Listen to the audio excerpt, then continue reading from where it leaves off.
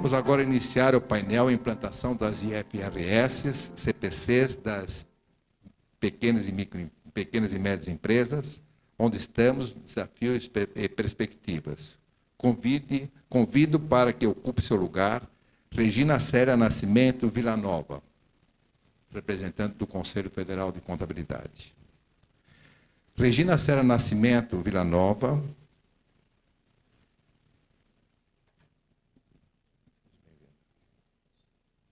é contadora, especialista em controladoria e finanças empresariais pela Pontifícia Universidade Católica de São Paulo, PUC, mestre em controladoria e contabilidade empresarial pela Universidade de São Paulo, conselheira e membro da Câmara Técnica do Conselho Federal de Contabilidade, vogal da Junta Comercial do Estado do Pará, sócia da empresa Villanova Assessoria e Consultoria Empresarial, foi presidente do Conselho Regional de Contabilidade do Estado do Pará, gestora de pesquisa do curso de Ciências Contábeis, de graduação em Ciências Contábeis, Centro Universitário do Pará, coordenadora do curso de pós-graduação em Gestão Contábil Tributária,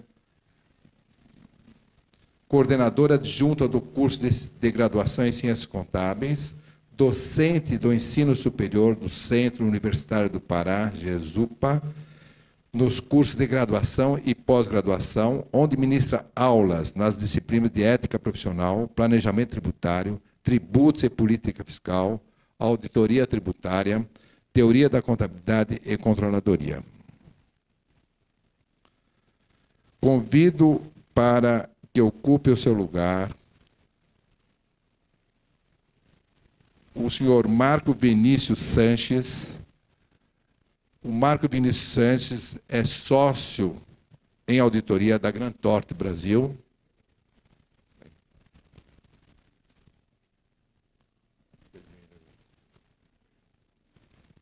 Bacharel em Ciências Contábeis e Econômicas e mestre em Controladoria e Contabilidade pela Universidade de São Paulo, FEA-USP. Contador com registro na Comissão de Valores Imobiliários, é membro do Comitê Nacional de Normas Técnicas do IBRACON, Instituto dos Auditores Independentes do Brasil, e diretor da 5ª Seção Regional do IBRACON. Conta com mais de 21 anos de experiência profissional em contabilidade, controladoria e auditoria de companhias públicas e privadas. É responsável pelo treinamento e pelo comitê técnico da Grant Thornton Brasil. Presta serviços a clientes de vários setores, como indústria, serviços, publicidade, saúde, energia, farmacêutica, metalurgia e outros. É professor de contabilidade do curso de MBA e tem proporcionado cursos de treinamento sobre IFRS. Em seguida, eu chamo o painelista Marco Vinícius Sanches, por favor, para ocupar a mesa. Aliás, desculpe, é o Francisco de Paula Reis. Desculpe, Francisco.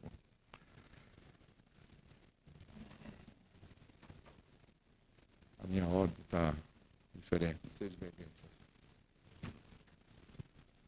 Francisco de Paula dos Reis Júnior é sócio-diretor da Divisão de Auditoria da BDO Brasil, contador e mestre em Ciências Contábeis, auditor registrado no CNAE, CVM, Bacen e SUSEP, pós-graduado em Finanças Corporativas com foco na geração de valor, professor universitário, ex-presidente do Rotary Club São Paulo, da Avenida Paulista, 2000-2001, membro do IBGC, Instituto Brasileiro de Governança Corporativa, membro do Comitê Nacional de Normas Técnicas, do IBRACON, com 32 anos de experiência em auditoria.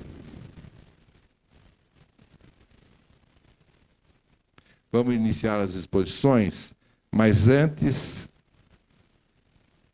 teremos as seguintes regras. Cada um dos expositores terá 25 minutos para fazer a sua exposição. Ao final das exposições, teremos uma sessão de perguntas e respostas.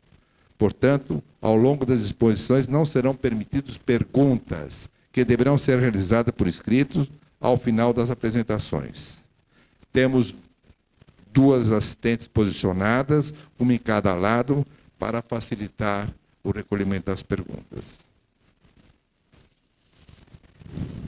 Eu passo, então, a palavra para a Regina Villanova, por favor.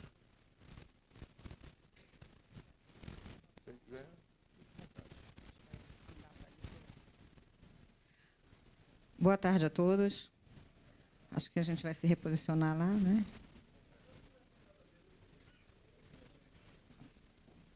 Com licença, a mesa. Qual é o teu comando aqui? Esse aqui? Tem que virar para cá. Quero inicialmente agradecer a oportunidade, cumprimentar o presidente Vitor e os palestrantes que vão dividir comigo esse espaço. Uma oportunidade de conversar com colegas contabilistas, profissionais de contabilidade. É importante dizer que, estando representando o Conselho Federal de Contabilidade, presidente Juarez, mas me colocar aqui na condição de profissional de contabilidade, empresária da contabilidade, vivenciando aí os mesmos desafios, né, as mesmas questões colocadas. Professora, então, na ponta também, vivenciando esse ambiente de formação dos nossos colegas profissionais. A minha fala, efetivamente, vai ser em nome do Conselho Federal, no que for uma opinião pessoal, né, eu farei também externar aqui que seja importante colocar esse momento de implementação. Queria cumprimentar aqui nosso doutor Sérgio Prado, que é vice-presidente do Conselho Federal. Uma honra estar aqui, São Paulo, com a senhora Celina, nossa Comissão Nacional da Mulher Contabilista, que faz parte conosco no Conselho Federal. Então, o presidente Juarez gostaria muito de estar aqui presente, mas já tinha uma agenda, está se deslocando para Londres, e não pôde estar aqui, mas me pediu, e esse é o primeiro desafio, né, que a gente vai assumir aqui, para conversar com vocês sobre esse olhar do Conselho Federal sobre o tema que foi proposto. Conversar sobre a implantação das IFRS no segmento de pequenas e médias empresas. E muito do que eu vou colocar aqui também é uma experiência do que a gente tem acompanhado pela Câmara Técnica do Conselho Federal, neste momento, que nós estamos percebendo em relação aos nossos colegas profissionais de contabilidade. Foi pedido que a gente passasse para o lado de lá. Eu vou tentar ler o painel daqui, né, se a gente consegue. Eu posso apontar para lá? Para o teu computador. Então, esse foi o tema que foi proposto para a gente conversar com vocês, né, e fiquem muito à vontade depois para interagir no final e nós podemos conversar. Eu vou fazer, inicialmente, né, a proposta do evento, que eu tomei conhecimento da programação. Já teve um momento para um ambiente acadêmico, mas nós todos temos que nos colocar aqui como estudantes que somos, todos estamos aprendendo, reaprendendo, adaptando-se a esse novo momento, né? Então, nós também temos que buscar algumas informações importantes. Fala-se muito em convergência, mas tem algumas nomenclaturas que ainda não é de domínio de todos. Então, padronização, harmonização, convergência, isso é muito importante, porque o Brasil, ao adotar e fazer o processo de convergência, não quer dizer que adotou todas as normas internacionais, né? É um momento de adequação das normas locais brasileiras ao padrão internacional, e, ainda assim, ainda existem normas nacionais brasileiras que não estão alinhadas ao padrão internacional. Então, convergir é gradativamente adotar um modelo que, de todo, não está completo nessa adoção. Aí eu sistematizei essa informação. Então, um conjunto de normas locais, normas nacionais, que era um histórico anterior, um cenário que surgiu, e diversos países com normas diferenciadas.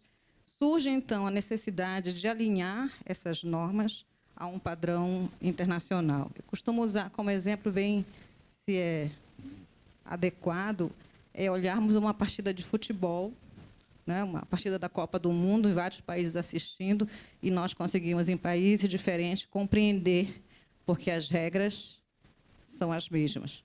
Mas é importante também que as regras sejam claras, né? Às vezes, se for assistir um outro esporte, a gente não conhece as normas são as mesmas, se a gente não conhece, a gente não consegue compreender a mensagem dessas regras. Então, surge de uma necessidade. A convergência a um padrão internacional de contabilidade surge de uma necessidade. E o órgão IASB, que é um órgão que está legitimado, um órgão supranacional, é que emite essas normas internacionais de contabilidade. Nós vamos fazer referência a esse órgão. Muito brevemente, vamos fazer um histórico para a gente recuperar e avançar no que a gente quer conversar sobre esse processo de convergência. Eu percebo ainda muito equívoco, né, quando nós fazemos referência ao CPC, ao CFC, e aí, como profissionais de contabilidade, a gente lê o CPC, a gente lê a norma brasileira de contabilidade, afinal de contas, o que a gente aplica, né? Então, isso é importante também ser esclarecido. Então, o processo, a maioria dos profissionais de contabilidade tomou conhecimento do processo de convergência a partir da publicação da Lei 11.638. Mas esse processo já vinha começando muito antes disso no Brasil. Então, o próprio 2005, a criação do CPC, que é uma resolução do Conselho Federal de Contabilidade, que já significava um processo de convergência interna. Então, neste comitê de pronunciamentos contábeis, várias entidades tendo assento e já fazendo uma discussão de harmonização, de emitir um pronunciamento já convergido. Então, esse já era um movimento no Brasil desde 2005, dos quais poucos de nós teve acesso e conhecimento nesse movimento. Já vinha a norma sendo publicada pelo Banco Central, que publicou em 2007 para entrar em vigor em 2010, a própria CVM, que publicou em 2007 para entrar em vigor em 2010, e porque eu estou fazendo referência a esse prazo. Essas empresas, companhias abertas, né, as instituições financeiras, tiveram um prazo, sinalizando-se um prazo de adequação para a implementação. As próprias companhias seguradoras também tiveram esse prazo. Entretanto, em relação à Lei 11.638, que eu me referi, que altera de forma significativa a Lei das Sociedades Anônimas, ela é publicada em 2007, em dezembro de 2007. Muitos de nós estávamos comemorando o Natal e o Ano Novo, acordamos no ano seguinte, né, com as normas relativamente modificadas, então já aplicáveis a partir de 1º de janeiro de 2008. Muitos, alertados sobre essa mudança, procurou treinamento, procurou capacitação, procurou informação, mas quando chegava lá e dizia assim, olha, aplicada a Sociedade das Ações, não é a minha realidade, eu não trabalho com SAs, eu não trabalho em companhia aberta, a gente foi embora, isso não que nos diz respeito. Então, foi esse movimento, basicamente, que aconteceu em 2008, para quem não estava atuando com a área de empresas de companhias abertas. Eu já fiz uma referência aí à Lei 12.249, porque ainda os profissionais de contabilidade ficam confusos de que normas devem adotar. E, efetivamente, a Lei 12.249 valida, né? E agora, no aspecto de legalidade, que quem emite normas de contabilidade é o Conselho Federal de Contabilidade. Então, nós fomos culturalmente levados a olhar para as normas publicadas pela Receita Federal, né? Então, leis tributárias. Pode sair uma norma nova que nós todos estamos lendo e todos estamos muito atentos a essas publicações. Mas as normas emitidas pelo Conselho Federal, talvez a gente não tenha o mesmo cuidado de estar acompanhando essas alterações que estão sendo emitidas. Então, legitimado e legalizado como órgão emissor das normas de contabilidade. No âmbito privado, como é que aconteceu a convergência das normas de contabilidade? Então, nós temos o chamado modelo completo, né, IFRS Full, que muita gente não consegue dar conta dessa quantidade de normas, mais de 3.000 páginas, mas como nossa conversa aqui, efetivamente, para o modelo das pequenas e médias empresas, a gente vai, então, nós vamos conversar com vocês sobre um modelo que nós vamos chamar de um modelo simplificado, né? O que seria, comparado com o modelo completo, alguém leu, não digo nem que compreendeu tudo, mas leu o modelo completo? Leu todo, assim, né? Compreender, a gente até hoje não compreendeu tudo.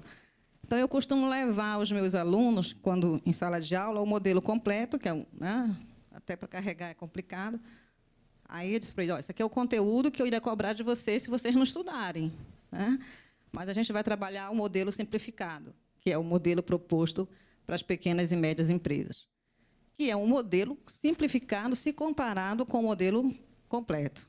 Compreende 35 seções, né, que já é extremamente reduzido, E essa redução foi feita justamente também em alinhamento com o órgão internacional, que em 2009, então, o Conselho Federal de Contabilidade publicou essa norma aplicada às pequenas e médias empresas, né?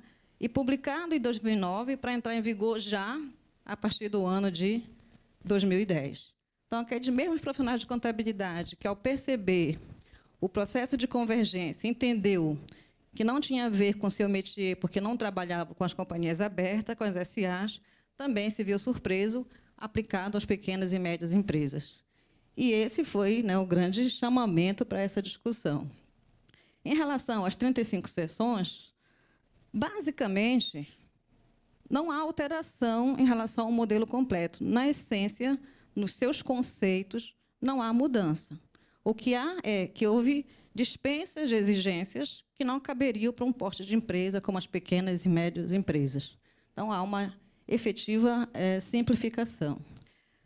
Mas tem um ponto que eu queria já discutir e levantar para vocês. Acho que o grande desafio, já que é essa nossa conversa, é o primeiro impasse é a definição de pequenas e médias empresas no alinhamento internacional.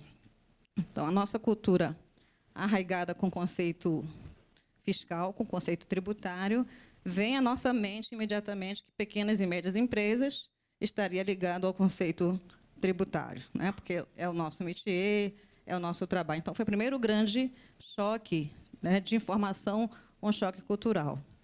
E aí, entender que esse conceito é um conceito alinhado com a área internacional, todo mundo já compreendeu. Agora, daí para a implantação disto, nós estamos ainda caminhando a passos que precisa avançar, né? Então, quem efetivamente estaria obrigado a adotar esse modelo? Basicamente, todas as empresas que não têm a obrigação de prestação pública de contas estão obrigadas, que é a realidade do Brasil. Então, basicamente, todas. Então, é legal assim, a gente nem vai estudar o modelo completo. Claro que não, porque nós temos várias empresas, SAs, sociedades de grande porte, que se adequam, né? Mas a maioria das empresas estão contempladas neste modelo, que é os modelos de pequenas e médias empresas. Nós trouxemos essa informação em relação à seção 1, que acho que é o primeiro grande impasse em relação à implantação é esse conceito. Eu destaquei aqui ao final, dizendo pequenas e médias empresas, todas aquelas que não estão sujeitas à prestação pública de contas deverão adotar esse modelo. E aí a primeira pergunta que surgiu, e as microempresas estariam obrigadas? Porque foi o grande susto que o profissional da contabilidade também tomou. Ora, se eu tinha um modelo completo e um modelo simplificado, e não existe outro modelo, todas as demais empresas estariam sujeitas, sim, a este modelo, né? Então, essa é a primeira interpretação, até porque já teve, no passado, uma norma emitida pelo Conselho Federal de escrituração simplificada, mas ela estava revogada. Essa norma não existe. Então, no Brasil, existiam 2 modelos contábeis, o chamado modelo completo e o chamado modelo simplificado, que é a norma brasileira de contabilidade TG 1000. Né? Então, é basicamente sobre ela que nós vamos conversar. O que nós vamos trazer sobre isso, né? Eu chamei a discussão das microempresas, embora esse não seja o nosso tema, mas é bem atual, né? Até por essa demanda, até por essa necessidade de simplificar a simplificação, se é que é correto dizer isso, né? Nós, no Conselho Federal, já colocamos em audiência pública uma norma, uma interpretação técnica, na verdade, que vai alcançar as pequenas, muito pequenas e as microempresas, que é a ITG 1000, que, inclusive, está em audiência pública. E traz, já que é uma questão cultural, a definição de microempresa em alinhamento com a definição que existe na Lei 123, que é a Lei Geral das Pequenas e Médias Empresas. Por que isso? Porque nós não podemos dizer também que a Lei 123 ela tem um conceito fiscal, porque, de todo, isso não é correto. A Lei 123 é uma lei geral, que alcança outros assuntos, que prevê garantias constitucionais. de simplificação, de favorecimento, e a própria Lei 123 prevê, ela chama lá de uma contabilidade simplificada. Ora, o Conselho Federal poderia anunciar: nós já temos um modelo simplificado, que é a NBCT 1000, que é um modelo aplicado às pequenas e médias empresas. Já é um modelo simplificado, se comparado com o modelo completo. Mas, sensível a essas questões, está em audiência pública, não sei se os senhores já tomaram conhecimento, que, se aprovada e transformada em norma, as pequenas e médias empresas, por conceito da 123, que é o faturamento até 3.600.000, terão ainda mais algum favorecimento neste aspecto de desobrigar algumas exigências. Tá? O que foi proposto para a gente conversar? Qual o impacto da convergência, do processo de convergência, as normas internacionais trazem ao Brasil, no aspecto da economia do país, para o ambiente empresarial, para os profissionais de contabilidade, que é o nosso contexto, e para os usuários? Basicamente, em relação à economia do país, inclusive o nosso presidente já fez esse comentário, né? É irreversível, não tem como o Brasil se negar a participar de um processo de convergência. Então, o que está colocado aí? Mais de 130 países já aderiram ao padrão internacional de contabilidade, e o Brasil jamais poderia se eximir de participar desse processo. Não é uma questão de obrigatoriedade. O Brasil tem que adotar. É uma questão de oportunidade. O Brasil deve adotar por uma questão de oportunidade, porque ele não pode estar fora desse cenário alinhado de negócios. Né? Então, a gente ainda não pode ver isso como se fosse: por que tem que adotar? Por que nós não ficamos com a nossa linguagem nacional e saímos desse processo? Porque nós não íamos deixar passar uma oportunidade como essa para o país. É uma grande oportunidade de se integrar a nova linguagem internacional dos negócios.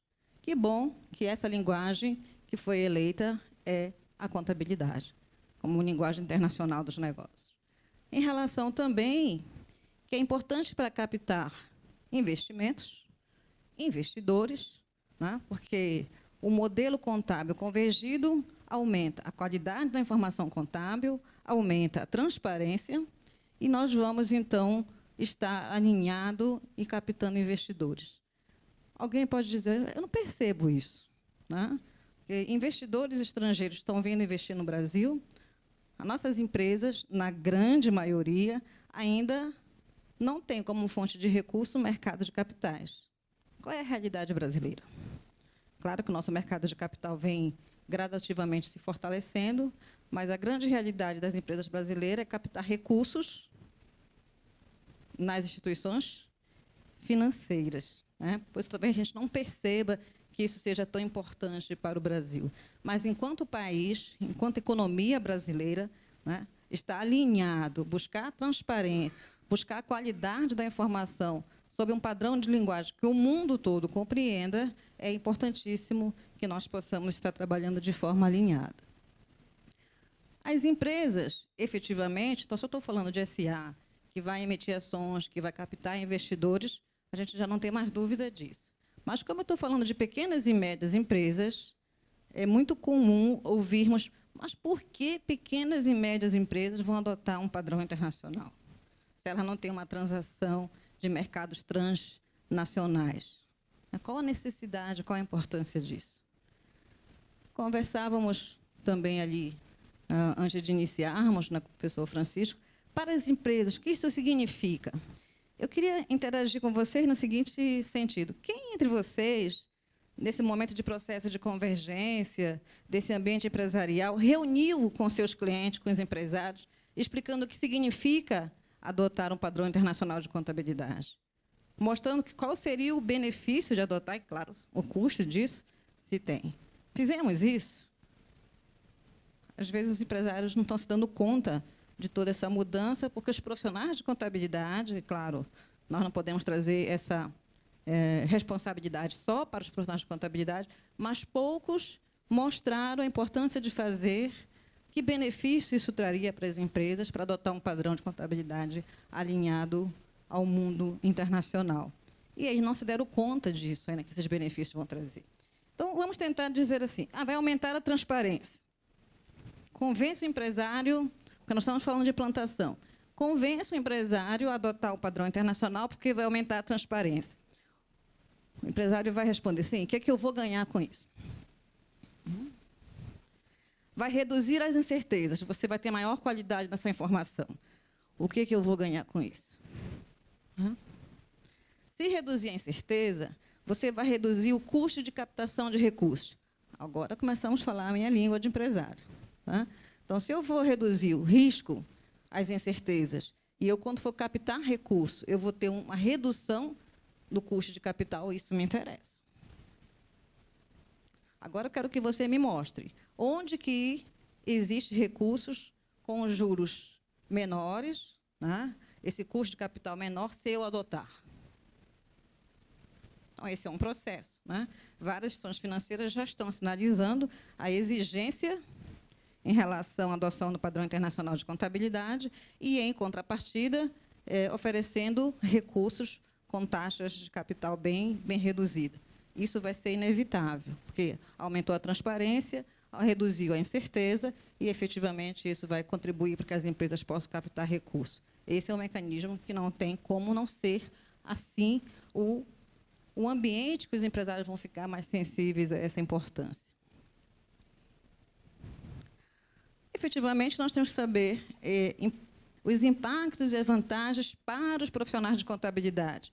Acho que talvez os senhores, mais do que eu, têm condições de perceber sobre isso. Efetivamente, o que mudou no padrão internacional? A forma como nós apresentamos, eu penso que foi equivocada. Acho que assustamos muito os profissionais da contabilidade. Gente, a mudança não é tão significativa, a meu ver, a opinião é pessoal. É cultural. A questão é cultural. Então, nós estamos no modelo baseado em regras, que vinha tudo detalhado, dizia como fazer, e o padrão internacional não é assim. O padrão internacional é princípios, são regras gerais, nós temos que ler, nós temos que interpretar, nós temos que aplicar e fundamentar. E aí a nossa cultura não é essa, e aí é um choque cultural. Essa é uma grande, eu acho que é a maior mudança nesse sentido. Nós fomos, ao longo de 30 anos, se eu considerar a Lei 6.404 para cá, acostumados a olhar a lei no nível de detalhe do que eu devo fazer. E talvez nós estamos nos sentindo muito órfãos, porque a norma vem um parágrafozinho bem curtinho e como é que eu faço? O como fazer, ela não vem, porque esse é um padrão das normas internacionais. Então, é cultural, e aí nós estamos enfrentando essa mudança. Então, para sanar essas questões, o Conselho Federal já desenvolveu uma série de ações. Primeiras delas, nesses ajustes de implementação, quando percebeu-se a dificuldade aí de implementação das normas, foi realizados vários seminários com o BNDES, padrão no Rio de Janeiro, vários seminários regionais por todo o país, que os próprios representantes do IASB, o Ricardo Lopes, o próprio Amaro, do Banco Central, saiu em todos os estados, e, quando eles iam alinhar e orientar as mudanças, o que se percebia, em muitas das vezes, é que muitos profissionais até tinham deixado de fazer contabilidade. Então, tinha que ensinar mesmo a base, nem as mudanças, era a base. Então, ajuste no processo. Dificuldade de implementação, eu elegi em relação ao conceito das pequenas e médias empresas, que a gente já conversou, que é o conceito arraigado na área tributária, e a gente estava recebendo um outro conceito de pequenas e médias empresas diferenciado em relação ao padrão internacional. Aqui tem um processo, onde nós estamos. Que deixar um quadro com vocês, mas eu destaquei aí só o segmento de pequenas e médias empresas. Quando aconteceu em 2009, implementação em responsabilidade pelo Conselho Federal, aplicável a partir de 2010. Mas o Conselho Federal também está convergindo o modelo full. Nós também estamos emitindo normas de auditoria e também alinhados ao setor público, ou seja, todos os setores e todas as áreas da contabilidade irão convergir. Onde nós estamos? Processo atual. Olha como é interessante esses dados. No ano de 2007, já no CPC, né, emitido dois pronunciamentos. No ano de 2008, 13 pronunciamentos já convergidos ao padrão internacional e 2 orientações. No ano de 2009, efetivamente mais ligado às normas internacionais, 31 pronunciamentos e 3 orientações. Mas a dificuldade do profissional de contabilidade interpretar tudo isso, 12 interpretações. É cultural. Né? Nós estamos com a dificuldade, porque as normas são gerais, são subjetivas, e aí sair dessa visão da leitura da norma e da aplicação prática, esse é o nosso problema. Mas que bom que isso foi diminuindo também. Né? Em 2010, 12 pronunciamentos foram emitidos e convergidos em normas, e aí o número de orientações e interpretações já foram reduzindo. Isso quer dizer que nós já estamos assimilando esse novo padrão cultural. É onde nós estamos. Então, isso já aconteceu. Né? Nós já estamos identificando isso pela necessidade de emitir menos orientações para a implementação das normas. Preparação do ambiente, para dizer que quando nós estamos bem, nós estamos melhorando, nós já estamos aí de 2010, né? 2011, 2012, já estava previsto, o IASB já começa o processo de revisão. Então, o Conselho Federal já está acompanhando, o IASB já publicou um documento, alguns questionamentos, que as normas para as pequenas e médias empresas já vão ter a sua primeira revisão. E, ao longo de 2 anos, já está previsto, e depois, simultaneamente, vai ser feito, a cada 3 anos, novas revisões para adequar e identificar essas dificuldades de implementação. Para fechar esse raciocínio que nós constituímos, acho que a primeira desafios que foi posto, nós já avançamos. Nós já estamos conseguindo receber um novo padrão de normas, já avançamos na questão da interpretação, da aplicação, né? Mas nós ainda estamos buscando o como fazer. Eu comentava um exemplo muito básico, que nós fomos acostumados a fazer a depreciação pelas regras fiscais, sabemos que não é a mais adequada, queremos fazer a depreciação e efetivamente refletir o desgaste, mas talvez muitos de nós desaprendemos do como fazer, deixamos de fazer. Então, é o como fazer. Né? Como é que a gente vai calcular os métodos de depreciação? Então, nós vamos ter que realinhar.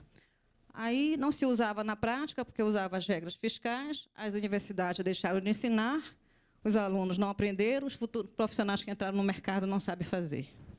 Essa é uma realidade.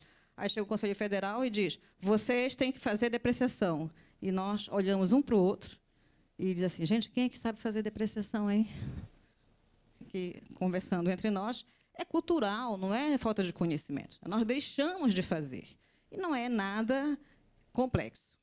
É só retomar o aprendizado que nós todos tivemos. Não tem nada de complexidade nisso. É exatamente esses aspectos. Então, grande parte das normas aplicadas às pequenas e médias empresas, aí uma opinião pessoal, não tem nada de complexo. É voltar e fazer a boa contabilidade, que tem qualidade, e nós temos que comemorar isso. A grande perspectiva que nós trazemos é, também precisamos de falar só, deixamos de falar só entre contadores. Temos que falar com os empresários, né, que isso é importante para eles, porque eles também não estão participando desse processo. Acho que a grande perspectiva que nós temos que ter a partir deste momento é esse. Se eu informar um empresário que ele precisa calcular depreciação, eu vou precisar que ele, junto com o contador ou junto com o técnico, consiga identificar vida útil e consiga identificar desgaste. Nós não vamos assumir essa responsabilidade. Isso está assustando muitos profissionais de contabilidade, né? Trazendo para si o que não cabe também como resposta. As primeiras colocações para depois a gente abrir a conversa e o debate. Muito obrigada.